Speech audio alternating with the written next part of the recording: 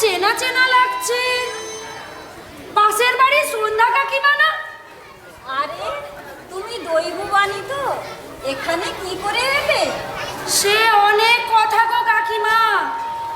তুমি তো গত বছর মর্তলোকের মায়া কাটিয়ে চলে এলে, একেবারে স্বর্গলোকবাসী হয়ে গেছো দেখছি। কত পুণ্য করেছো বলো।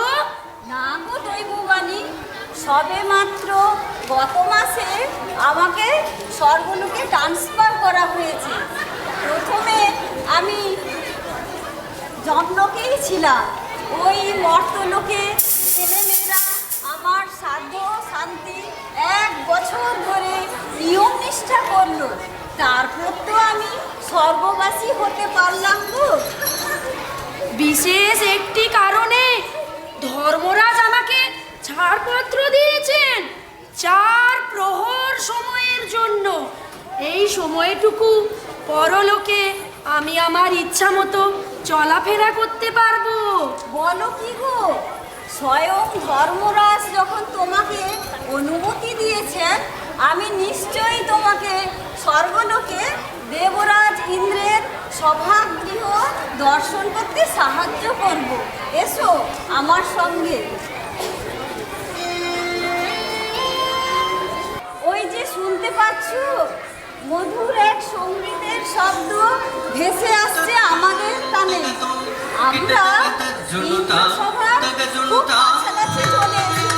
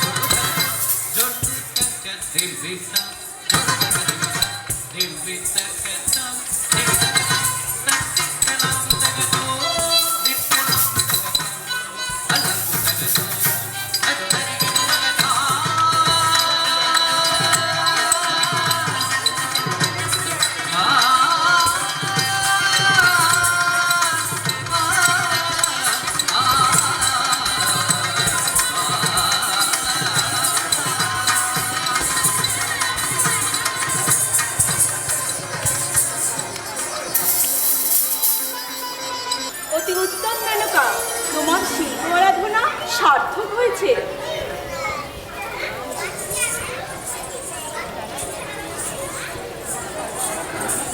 প্রণাম দেবীগণ। কল্যাণ হোক। কে তোমরা? কি হেতু ইন্দ্রসভায় প্রবেশ করেছো তোমরা? প্রণাম দেবী সচিব, আমি হলাম স্বর্গবাসী এক জীবাত্মা, আর ইনি হলেন স্বয়ং ধর্মরাজ কর্তৃক ছাড়পত্র প্রাপ্ত পরলোকে আসা শুদ্ধ জীবন্ত মানুষ। জীবন্ত মানুষ?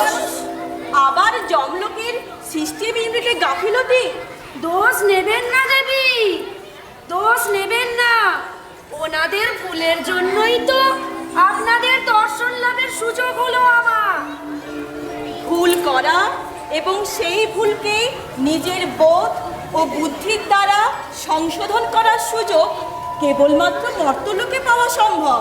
পরলোকে ভুলের কোনো অস্তিত্বই নেই বৎস। দেবী, ইন্দ্রসভায় আজ কোনো দেবতাকে উপস্থিত থাকতে দেখছি না কেন? আজ কি ওনাদের কারোর দর্শন লাভের সুযোগ হবে না আমাদের? ধর্মরাজের আদেশ অমান্য করা শোভনীয় নয়, তাই তোমাদের দোষ মার্জনা করা হলো। কলিযুগের প্রভাবে মর্তবাসীর অন্যায় অত্যাচার এত বেড়ে গেছে যে নরক আর অসুরের মধ্যে পার্থক্য বুঝে উঠতে দেবতারাও হিমশিম খেয়ে যাচ্ছে। সমস্ত দেবতারা আজ মর্তলোকের অনাচার বৃদ্ধির প্রতিবাদে স্পেশাল মিটিংয়ে বসেছে। তাই আমরা দেবীরাই এই সভার আইন শৃঙ্খলা যাতে ভঙ্গ না হয় সেই জন্য আমরা এই সভার বিধি চালিয়ে নিয়ে যাচ্ছে। চন্দ্রলোকের প্রাইভেসি আর থাকছে না গুরুমাতা তারা। চন্দ্রযান পাঠিয়ে চন্দ্রলোকের ছবি মর্তলোকে পাঠানো হচ্ছে। একদম ঠিক বলেছ চন্দ্রপত্নী রোহিণী। সূর্যদেবের প্রচণ্ড তেজের কারণে মর্তবাসী সূর্যলোকের প্রাইভেসি নষ্ট করতে না পারলেও সূর্যলোকের শব্দ তরঙ্গ মাপার আর শোনার ব্যবস্থা করে ফেলেছে। চন্দ্রযান পাঠালেও মর্তলোকের বহু মানুষের মনে এখনো মানবিকতা এখনো আছে, তাই তারা প্রকৃতিকে পূজা করে, ভক্তিনিষ্ঠ হয়। সনাতন হিন্দু ধর্ম মেনে তারা সমস্ত দেবদেবীর আরাধনাও করে। তাই আমাদের পৃথিবীতে এখন বিজ্ঞান আর আধ্যাত্মিকতার মেল বন্ধনে বিশ্বাসী সমস্ত। তবুও কলিযুগের প্রভাবে সমস্ত দেবতারা আর আসরিক প্রবৃত্তি মানুষের মধ্যে দিনে দিনে বৃদ্ধি পাচ্ছে। আমার স্বামী দেবগুরু বৃহস্পতি এই ভেবে দুর্বল হয়ে পড়ছেন যে মানুষের মধ্যে মানসিক প্রবৃত্তি যদি না থাকে তাহলে তারা ধরিত্রীকে রক্ষা করবেন কীভাবে? আমার স্বামীকে তো মর্তে সমস্ত জলভাগের দায় দায়িত্ব এবং নৈতিকতা রক্ষার কর্তব্য পালন করতে হয়। তাই আমার স্বামী বরুণদেব এবং আমি খুব ভালোভাবেই বুঝতে পারি পৃথিবী কতটা দুরবস্থা হয়ে এসেছে। দূষিত আবহাওয়ায় দেবী ধরিত্রী অসহায় হয়ে ক্রমে হারিয়ে ফেলেছে নিজের অসীম সহ্য ক্ষমতা। শুধু কি বরুণদেব, মর্তলোকের দায়িত্বে থাকা পবনদেব, অগ্নিদেব, এমনকি কামদেবও মর্তলোকের কর্মকাণ্ডে খুবই বিরক্ত ও লজ্জিত বটে। মর্তলোকের মানুষরা ভাবছে কোনো রকমের পূজা আর দান ধ্যান করলেই বোধহয় আমরা দেবতারা সন্তুষ্ট থাকবো। সৃষ্টির কল্যাণের জন্য সুকর্ম না করলে যে আমরা কোনো দেবদেবী ওদের রক্ষা করতে পারবো না, এইটুকু বোঝার ক্ষমতাও কি মনুষ্য জাতি হারিয়ে ফেলেছে? হ্যাঁ দেবী, পরমাত্মা পরমেশ্বর প্রকৃতির পরম সত্য থেকে মনুষ্য জাতি যতই বিচ্ছিন্ন হয়ে পড়ছে ততই ওরা ওদের বোধ বুদ্ধি সব হারিয়ে ফেলছে। মর্তলোকের কর্মকাণ্ডে দেবলোক অত্যন্ত চিন্তিত। সভাভঙ্গের সময় হয়েছে, এবার তোমরা এসো। আপনাদের দর্শনের সৌভাগ্য পেয়ে আমরা ধন্য হলাম। প্রণাম দেবীগণ। কল্যাণ হোক।